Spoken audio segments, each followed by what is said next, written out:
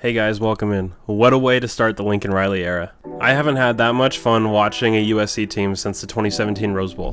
This game had a little bit of everything, and I have a few takeaways from offense, defense, and special teams that I'd like to talk about today.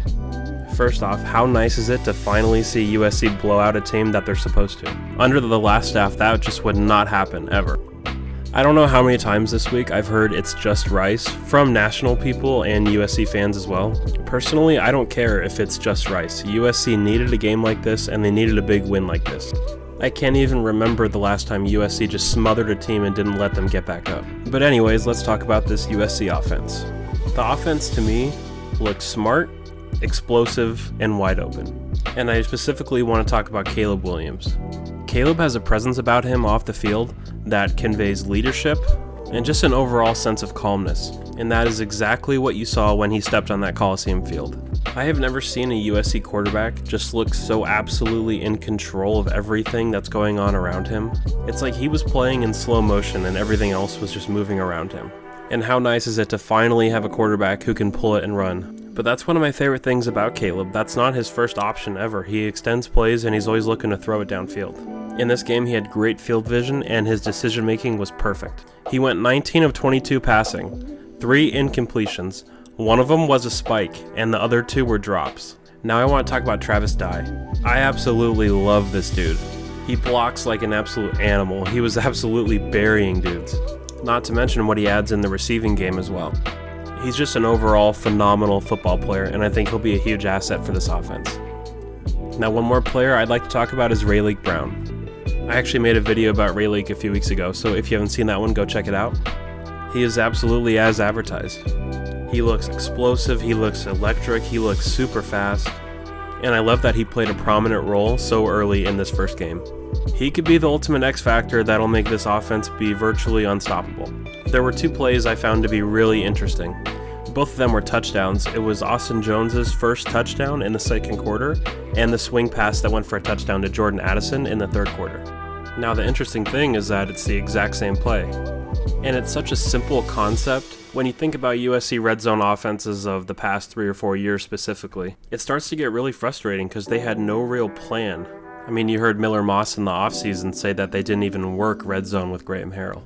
But I just love this play design. It's so simple, but it puts the defense in such a bind. All it is a read option with the RPO attached to it. So Caleb can either hand the ball off like he did to Austin Jones on that first touchdown, he could keep it himself, or he can throw it to Addison like he did on that swing pass for a touchdown.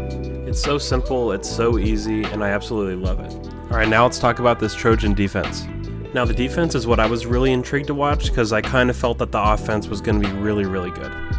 And I would say coming out of this game, we left with more questions than answers defensively.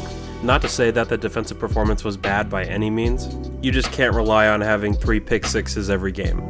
The main questions I still have about this defense are the interior of the defensive line. Especially now that Dejon Benton looks to be out for a while, who's going to be that guy that really steps up? I never look too much into the first few drives for a defense, especially starting a brand new season in a brand new scheme. But after those first few drives, I really like to see the adjustments that Alex Grinch made. He brought a lot more pressure with the linebackers, and every time Nick Figueroa went in, it seemed like he was causing havoc. The first player I like to talk about on the defense is Eric Gentry. He looks like an absolute alien out there. You can already tell that his length is going to be a real problem for opposing quarterbacks. He's also a lot stronger than I expected. He did get blocked out of the play a few times by offensive linemen, but I thought he held his own. When he gets 20 to 30 pounds on him, he's going to be the best linebacker in the country. It was great seeing Kalen Bullock, Shane Lee, Raylan Goforth, and Zamarian Gordon all getting interceptions, obviously 3 of them being pick sixes. I will continue to say that Kalen Bullock is the most underrated player in the country. I think he's going to be an All-American this season. Now let's talk about these pick sixes because a lot of people are saying they're fluky or lucky, and I couldn't disagree more. The Alex Grinch defense has 2 main principles, and those are tackles for loss and takeaways. That is the main goal of his defensive philosophy. It's not an accident that those guys were in the perfect spot to catch the tip. How many times in USC's past have we seen tip balls just land on the ground? We don't recover fumbles. That's all coaching. Alex Grinch preaches that.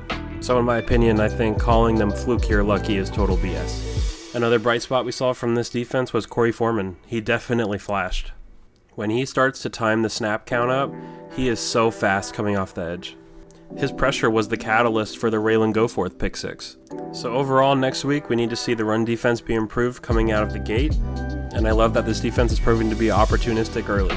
Now moving on to special teams, we didn't see much of new punter Aiden Sleep-Dalton, and when we did see him, that punt was just awful.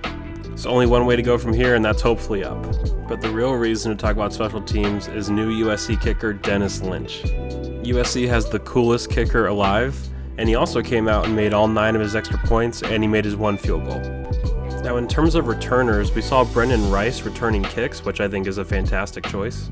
And with punt returns, it seemed to be a mix of Jordan Addison and Gary Bryant. Now I would much rather have Gary back there. His speed is really special, and seeing Addison back there just terrifies me. I don't want anything bad to happen to him. So yeah, those are my main takeaways from the USC Rice game. If you have any, leave them down in the comments. It was a blast watching this game. It was a blast seeing USC drop 66 points. My Stanford preview will be out on Friday, so make sure you check that out. But anyways guys, thank you so much for listening. Please like and subscribe, and I'll see you next time. Fight on!